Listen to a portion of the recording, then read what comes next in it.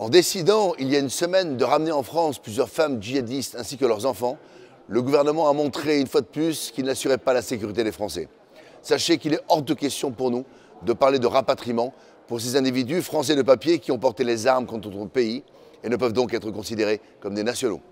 Nous préconisons une déchéance de la nationalité systématique, comme le font d'ailleurs les Britanniques, pour éviter de voir revenir ces indésirables particulièrement dangereux. Mais la Macronie, dans ce domaine toujours alliée à la gauche, à l'extrême gauche et au lobby immigrationniste, préfère défendre les droits des terroristes plutôt que la sécurité des Français. Car ces femmes et ces enfants sont aussi dangereux que les terroristes et forment tous des bombes à retardement ou des assassins en puissance. Certaines de ces femmes que nous rapatrions sont d'ailleurs déjà passées à l'action au sein de l'État islamique. Radicalisées, elles ne passeront au mieux que quelques années en prison, pour celles qui iront, et elles pourront continuer, grâce au prosélytisme que Darmanin y tolère, à diffuser leurs principes nauséabonds et criminels. Tout cela en raison d'un système législatif soumis à l'influence laxiste de la Cour européenne des droits de l'homme, mais aussi de juges gauchisants penchant toujours du côté des criminels.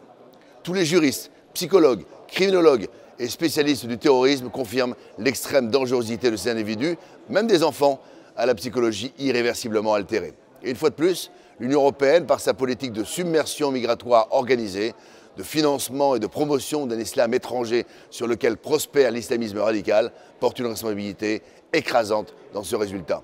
Il est grand temps de réagir et de considérer la sécurité des Français comme la première des priorités.